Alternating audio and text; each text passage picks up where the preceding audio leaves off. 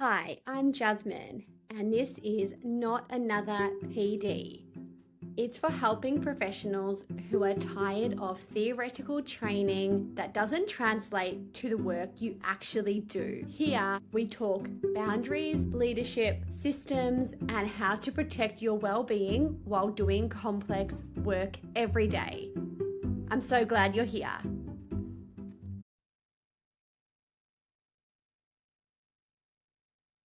Before we begin today's episode, I just wanted to provide a brief content note to our listeners.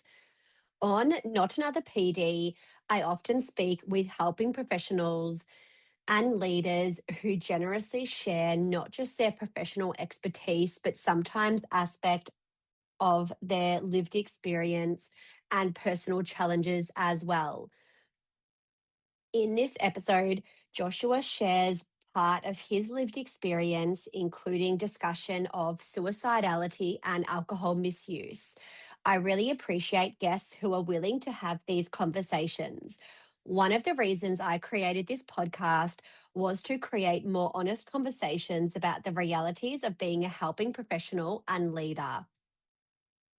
My hope is that when people feel comfortable sharing parts of their story, it helps reduce stigma, reminds others that they are not alone, and encourages people to seek support when they need it. As Joshua and I discuss in this episode, vulnerability can be incredibly powerful. When leaders and helping professionals are willing to share some of their own challenges, it can create permission for others to do the same when they're ready. It can also help us move away from the idea that we always need to have everything together all of the time. If suicidality or alcohol misuse are shared lived experiences for you or one of your loved ones, please refer to the show notes for the timestamps of these discussions and feel free to skip ahead if that would be more supportive for your well-being. Please take care of yourself while listening and engage with this episode in whatever way feels right for you. If anything discussed in this episode raises any concerns for you or any of your loved ones, I encourage you and them to reach out to your usual supports or appropriate professional support services. While well-being and mental health are things that I care deeply about, Jasmine Purcell Consulting does not provide counselling, crisis support, or therapeutic services. Our work focuses on training, consultancy, leadership development, and professional supervision for helping professionals and organizations.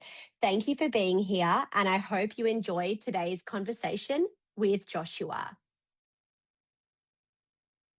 Episode 39. Over the past few weeks, we've been having a lot of conversations about psychosocial hazards, psychological safety, workplace culture, and what organizations and leaders can be doing to better support their people.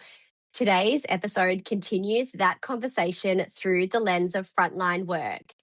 And many of us work in professions where being resilient, coping under pressure, and putting others first is often expected, as well as being rewarded. But what happens when always being the strong one comes at a cost? In this episode, we'll be exploring some of the realities of working in high pressure environments, including some of the psychosocial hazards that can become normalized over time, the impact of constantly pushing through, and why so many people wait until things feel overwhelming before seeking support. And today, joining me is Joshua Surgenor from Mindful Mates Social Services. Joshua is a veteran paramedic, and qualified social worker who has dedicated his life to helping others through some of their most difficult moments.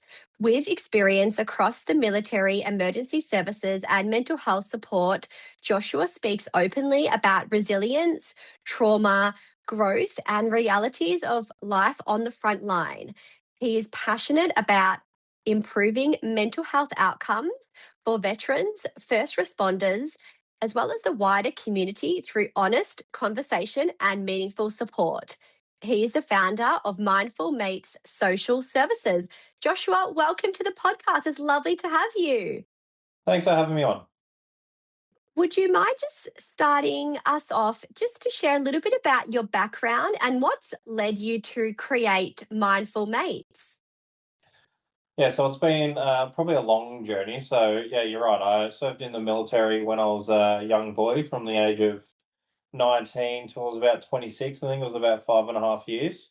And got out of there because I got a post me to Wagga and I did not want to go to Wagga. So I did some odd jobs for a while and then became a paramedic with the ACT ambulance service and the Queensland ambulance service. And during that time, love the social aspect of the job and ended up working on the mental health co-responder, so going out and working with people in there having a mental health crisis and trying to come up with alternatives than taking them straight to the emergency department, because we all know that ED is not the greatest place when you're suffering a mental health crisis.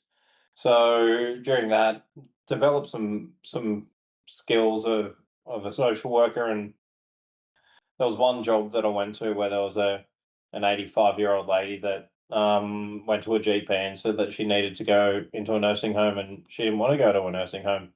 Um, she had chest pain. I assessed her fully for all chest pain to rule in or rule out the need to go to hospital. But the conversation came up that about her GP saying she needed to go to hospital, and figured out that she was a Vietnam veteran war widow. So she was entitled to a lot of services. So I spent about 2.5 hours with her, getting her all set up with some new services to keep her in the home, and then spoke to the social workers from QAS, and they said I should become a social worker. I had no idea what a social worker was at that stage. And then 6 weeks later, I enrolled in my Master of Social Work through Griffith Uni. Amazing. So it's like the social work profession, even though you didn't know what it was calling you. It's like you had that innate skill of really being able to see the person like as a whole and not just as just another patient. That's Yeah, a really amazing story. And Joshua, some pattern that I've seen, and I'm sure that you've seen as well in your experience, is many people actually delay seeking support until things have already become really overwhelming for them. And why do you think people in service based or helping professions often wait so long themselves before actually seeking help? I can probably speak firsthand from this as well with my lived experience, right? So, um, the reason why I didn't want to reach out, and I at times I still don't want to speak to people about some issues, is because as a paramedic or a cop or a fire, as soon as you mention the word mental health, the stigma is that you're either going to be taken off road, have your weapon taken off you, or put into a role that you don't want to do, and then that's when you lose your sense of purpose, and there goes a part of your identity. So that mental health struggle then just gets multiplied a million times because you're no longer able to do the thing that you love. Yeah, speaking about it's probably that first step that you think that your badge, your gun, or your ambulance and your drug kit's going to get taken off you, I guess. Yeah, and I can imagine then if someone's been doing that kind of frontline emergency services work for quite a long time, that would become a huge part of their identity. And then their sense of worth, their purpose is very much tied into their career. Yeah, yeah, 100%. So, do you mind if I share my lived experience on here? Is that all right?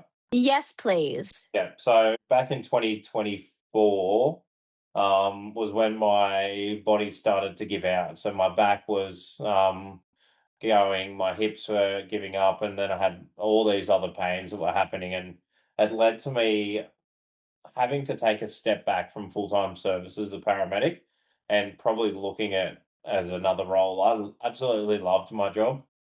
Um, but instead of talking about that, I chose to self medicate with alcohol, which then became another problem. And then because I was self medicating with alcohol, and I was losing purpose, I lost a lot of sense of who I was. So I became very suicidal myself, and it came very, very close to an attempt because I thought I was going to be a burden on my family being the way I was.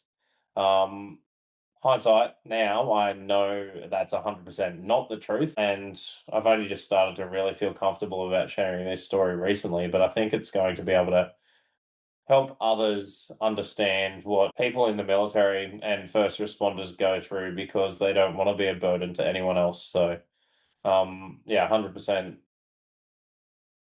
We don't speak about it is because we think that our life will be totally different once we say the word mental health. I know now that that's totally wrong. And I have been speaking to a number of people within the police service and ambulance and fire services about their wellbeing programs, and they understand that we do suffer these psychosocial and psychological hazards. So it's all about trying to manage them rather than manage them out of the business, I guess. Yeah, and it sounds like you in the roles that you've had, you're always used to being the strong one, and then was really brave of you to also acknowledge that you yourself needed support. Mm. When I speak to helping professionals and leaders, I also hear there's that hesitation with accessing a support such as EAP, especially if their role is around supporting the mental health of others, and for them to acknowledge, well, I'm actually struggling as well with my mental health. I've heard people say that they almost feel like a fraud when their job is to help others, but then they themselves feel like their life is like crumbling and just falling apart. Have you ever had that feeling as well, Joshua? Yeah, 100%. I it's probably about 12 weeks ago now. I had some flashbacks and PTSD like symptoms to a job that I went to. And for about a week and a half, 2 weeks, it was affecting me daily. And then I at that stage, was helping people. And I'm like, no, I've got this. I'll tell everyone else what to do. I should be able to do it myself. Didn't work. So I just sent a message to my psychologist and I was like, hey, I need some help. And she was like, there's a cancellation right now. Do you want to get on the phone? And I had a great chat with her, and we had a great conversation about why my brain may be acting in this way compared to when that situation was. And it was because the my current situation was very similar to what the the situation when I was having that trauma was, and the brain's just so powerful and so smart but dumb at the same time. Thought it was helping me, but it definitely wasn't. Yes, and our brains really are just trying to keep us safe, trying to keep us going, but sometimes not helpful when we have those sort of memories. And there's definitely times where I think back to my days of working in child protection that there's some cases that still kind of sit with me now, and then I find my mind takes me back there, and that's why it's always amazing when we have our own supports, when we have our own sort of strategies and wellbeing practices in place as well, because I guess we can't control when these things, the thoughts enter our minds, right? No, no, you can't. But all you can do is manage how you deal with them when they do pop up. Yeah, and that's really good practical advice for people. And thank you for being so vulnerable as well to share some of your story, Joshua. And hopefully, people listening will also, if they can even take away the importance of seeking support, and then it's not weak, it's actually a strength to seek support. And you touched on some of those psychosocial hazards in those first responder roles. What are some of those unique psychosocial hazards that either you've experienced or that you've heard about that are quite unique to first responder roles that some of us may not recognize? Uh, Typically, in those roles, you're going to somebody's house, workplace, or car accident where that is their worst day, and that can be from like lifelong injuries, like a car accident from lifelong injuries, right through to something minor, but then you're dealing with that emotional balance of their shock right through to someone that's unfortunately died. And so, as a paramedic, I can't really speak for the police or the fire as much, but I know the police probably deal with more mental health jobs than what the paramedics do. So, they all take their toll, and it's always the dangerous ones. The police run to the danger. We, as paramedics, we don't go in unless it's safe.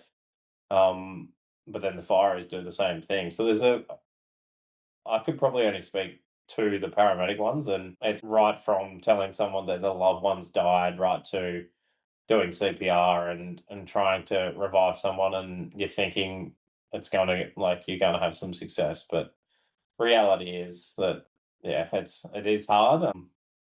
It could be just some elder abuse that might really trigger you off. You don't really know what that hazard's going to be because we could be in that same job, and what triggers me won't trigger you, and then what triggers you wouldn't trigger me in a different job, right? But then it can be just an accumulative thing. So you never know. It could be around the corner. Yeah, and we all have our own unique lived experience. We tend to come to the professions where we help other people because we may have had our own lived experience of some kind of adversity in our own lives, and it makes us really want to make a difference and a great impact on our community. And everyone's own lived experience is different. And I've certainly had experiences of where I'm thinking, oh, this particular scenario like triggers something in me. And sometimes, unless we stop and have a chance to reflect. Often it's reflecting later on because in the moment you're just sort of like reacting. But then we can often then reflect on like why did this situation trigger me as much as it did, and then and I've seen this often from our own lived experience that it's yeah it's also almost like maybe like sometimes it's the client or the patient situation is closely aligned to our own lived experience or someone that we know and care for. But you're right, you still you don't know what you're walking into, do you? In those frontline roles.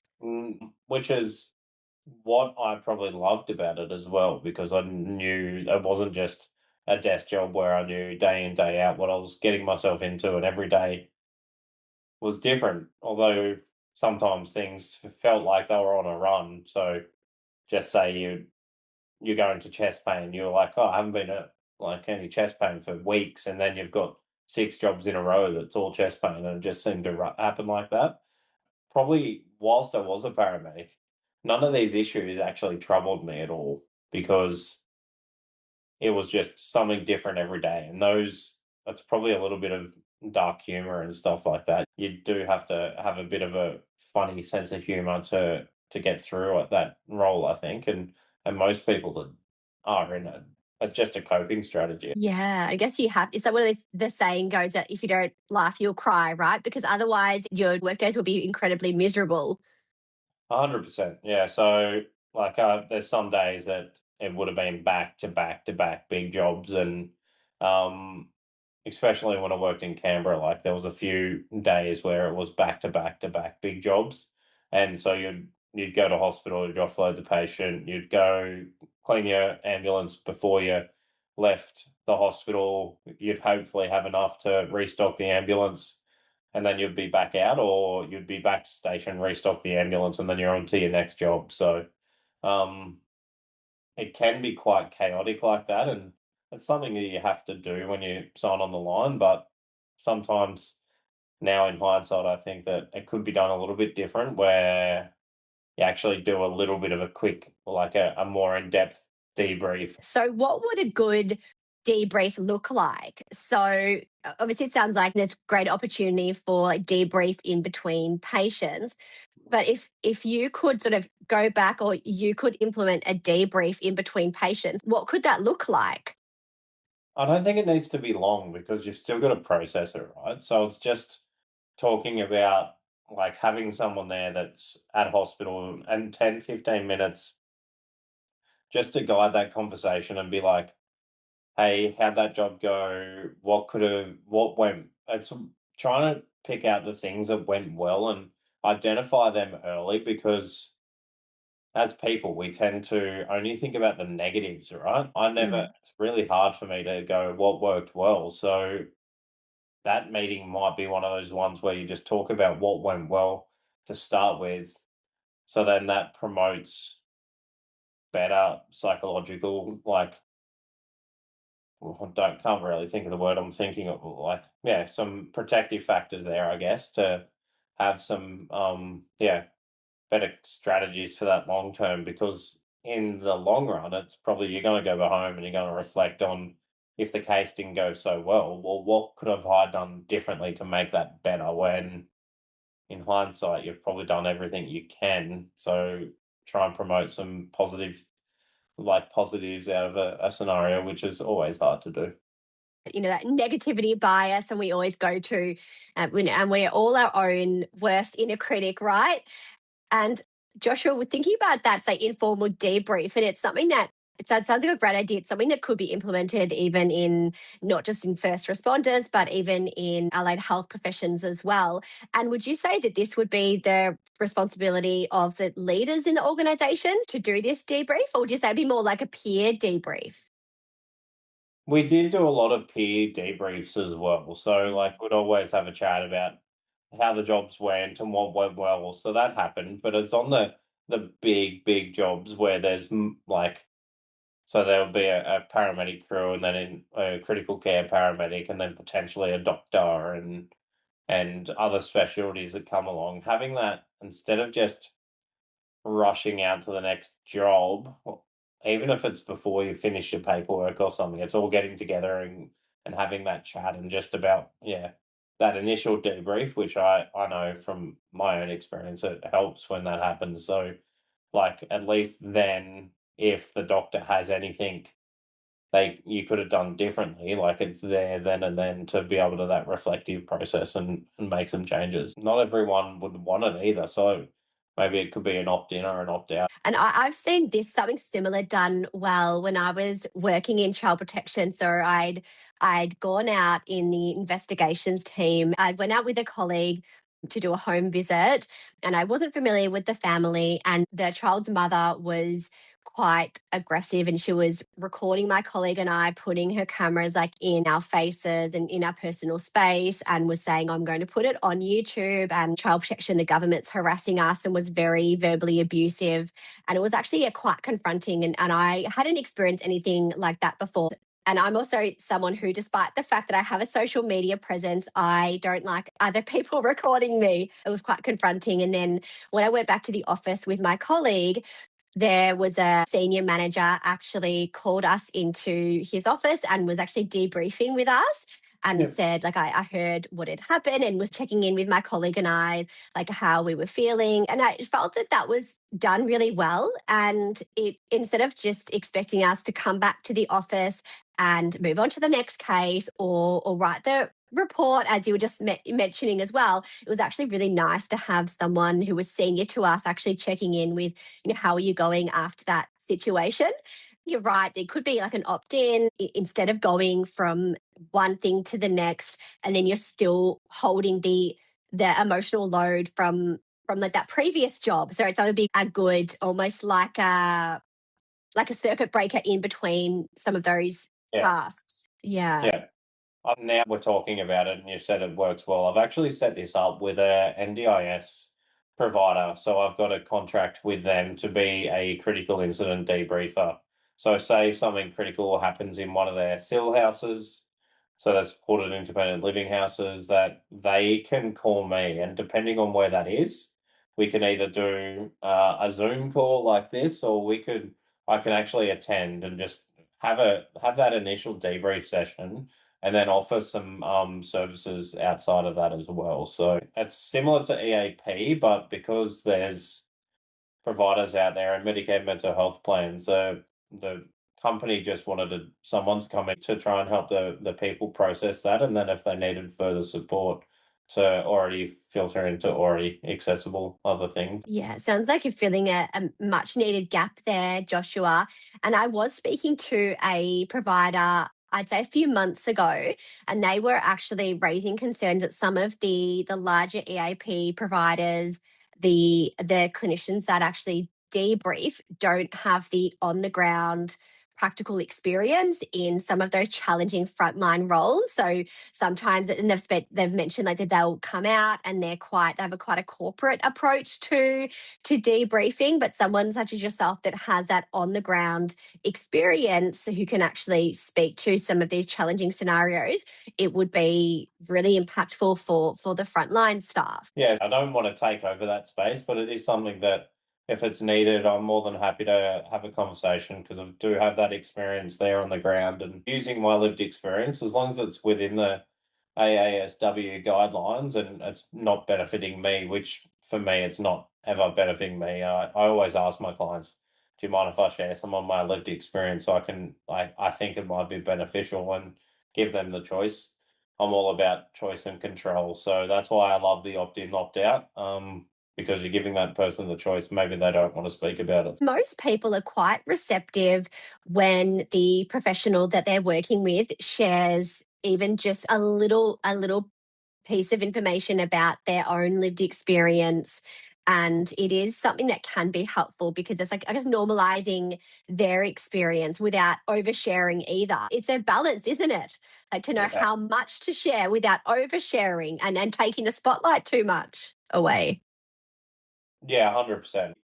I think it is valuable, but yes, it is that fine line, and it's all on that individual as well, what their fine line is, whether you're crossing it or not. And I always give people the option to get them to tell me to stop if it's too much, or they can ask for more if they want some more. Um, and I'm honestly finding it's the best. Using some lived experience is why I'm having success with my clients. Yeah. And so many of the helping professionals and leaders that either come to me for supervision or training, because we have a large female identifying workforce in the helping professions, a lot of them are also working parents. So I bring a lot of my own lived experience of the challenges of managing work, parenting, and all the things, and even then returning to work after parental leave as well. So I definitely bring that lived experience. You got to find that balance just to make sure you're actually benefiting them and it's not something that's benefiting yourself. Yes, that you were not going down that venting route, which is venting about all the challenges that we've had, and I guess that's what our own like peer consultation or own supervision is for, that we can bring all that to those spaces as well, but yeah, not as much with the clients. And No. you've spoken a little bit about the importance of debriefing. Is there anything else that you think that workplaces and leaders could do earlier or even more proactively to actually support their staff before they reach that burnout or crisis point, before they're so exhausted that they need to actually step away from the job that they love? I know that with paramedicine, that if I was just not feeling like wanting to go to work that day because I knew I couldn't be the best version of myself, I had a number of well-being days or whatever they're called, sick days, like they're there, but just advising your staff that it is okay if you don't come in and you're not going to be 100% here, because it's probably best that you take that time to rest and recuperate. I think that's probably the biggest thing, is to that will makes your staff feel that valued, that if they're like, hey, I just can't come in today, you don't ask questions why. Just like, okay, no worries. Hopefully we'll see you tomorrow. If it's not, let us know if there's anything we can do. Because that's typically the first sign, is that someone will start taking a lot of sick days, but just letting them know that you're there and they're not in trouble, but encouraging to take some of those days for themselves and for their own self-care, because if like huge part of social work is self-care. Sometimes that's hard when you got kids and then it's go go go all weekend, and then you're like, if you're not doing 100% okay, you go back to work the next week. I encouraged my wife to take some time off last week and she took 2 days, and probably should have taken the other day, but she was like, no, I've got to go back to work. I'm like, no, you don't. Work will survive without you. Yeah, but that's the thing. It's like in the moment we think, oh no, like everything will fall apart if we're not there. And it's funny you're talking about sick leave, because episode 37, I was talking all about sick leave and how it can be sometimes, yeah, used as a strategy for, I guess, poor work conditions and trying to actually escape poor work conditions, which is quite often what I see as well. So with the rise of sick leave, when I speak to leaders and they say, oh, there's an increase in sick leave in our team, then I often ask the bigger questions like, what's actually going on from your team? And sometimes I'll see that link between like KPIs are increasing for the staff, that they've now got to see more clients, and the workload is just increasing, but then there's not enough hours in the day to go Yeah. with that increased workload. And then we see the rise in sick leave as well. So there's definitely more that organizations and leaders can do to actually support staff. And I do see that leaders often, they don't prioritize their own health and well-being. And it is great when leaders encourage their teams, take some well-being days if you need to, but then how often do the leaders themselves take those well-being days? I feel like they don't often take their own advice. Yeah, it's easier said than done. And exhibit A from me accepting mental health support, right? It's different now that I work for myself as well, but I've tried to structure my work around my physical and my physical conditions, which then impact my sleep, which then impacts my mental health. So I typically see maybe 3 to 4 clients a day, and I've got a lot of time in there in between to stretch and make sure my body's doing okay.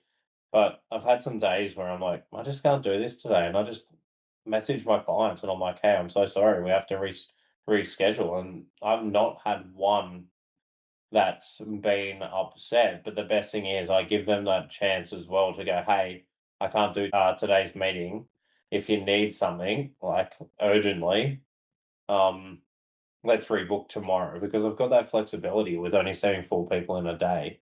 Um, so it's yeah, and then got other alternative pathways if it's a bit more serious than that. So I love working for myself, so I can do that. I love working in the office that I've got here because there's some massage chairs out in the waiting room and the drop-in center that we got out there. So I can just take my laptop and sit in the massage chair and have a massage for an hour. That's Um, too good to be true. That's but amazing. I actually got one of those in my home office. Although I do have, you can't see on the camera because I love Pilates. So I've got a yoga slash Pilates mat, and I've got a some hand weights and a Pilates ring. So sometimes in between clients, I'm doing some stretching. So it is nice to have something, to have something else. And are there other things, Joshua, that you do to support your own health and well-being apart from what you've already mentioned? work emails come up on my phone, but try and just not deal with that on weekends. I just take time for myself as well, but I do things I enjoy, and just also have supervision as well. But yeah, just look after myself first, to be honest. And that's something that had been a hard thing for me to look after myself. And then, because if I can look after myself, it's easier for me to be there for one, for my family, and then two, for the clientele. Absolutely. And even like if I haven't done my daily exercise, and my daughters can tell I'm really cranky. And then the first thing I'll say, they're like, Mum, have you been to the gym today? And they're like, you're really cranky. And then I'm like, no, I haven't yet. And they're like, please go, leave. You're unpleasant to be around. So, I guess that everyone gets the best of us, our clients, our colleagues, but even like our families get the best of us when we don't leave ourselves so depleted and quite frankly unpleasant to be around. Yeah, yeah, amen to that. Because that can be me. Yeah, this is the judgment free zone. We've all been, yeah, been guilty of that. Joshua, for anyone listening who would like to connect with you and find out more about Mindful Mates and what you do, how can people connect with you? My website, so www.mindfulmates.org. So that'll lead you to. So I've got my private practice and also got a charity on the side as well. The board and I are still working together on to find and develop a program that fits alongside the already existing pathways out there for veterans and first responders and healthcare workers. So we've identified that there may be a gap in there with that family connection. So there's a lot of stuff out there for the veterans, healthcare workers, and first responders. There's some programs out there with like Kookaburra Kids and Defence Kids for the kids. There's not too much out there as a whole family package where you could just bring all the kids to an event and your significant other or not, and just try and bring some of that fun back because we all give our life to serving others, right, in those Mhm. professions. So even in allied health, that comes under healthcare for me because allied health is it is healthcare. So we all give our life to serving others. So how do we try and get some of that fun back? Because as Exhibit A with your kids telling you you're cranky, but imagine if you went and we organised like a 2-day camping trip or something, and the kids go off and do their kids stuff in the morning, and we do some mental health or mental fitness stuff with the adults, and then come back together as a family groups at the end of the day. And that's what we're looking to do there. We do Sounds amazing. Sign me up. we do have Instagram and Facebook as well, but we don't really post that much on there. So if people want to get in contact via the website, there's a contact form there, and I know it works. Or you can just email me at hello@mindfulmates.org. Thank you. And I'll put all of the links how people can get in touch in the show notes. And I'm sure that there'll be people reaching out wanting to know more about how they can connect with you. Thank you so much, Joshua, for joining me on the podcast. Thanks very much for having me. Thank you for joining me on Not Another PD. If this episode was helpful and you'd like to find out more, you'll find ways to work with me in the show notes. And if there's a topic you would like covered or someone you think should be on the podcast, I'd love to hear from you. Remember, clear boundaries don't just protect our clients, they protect us too.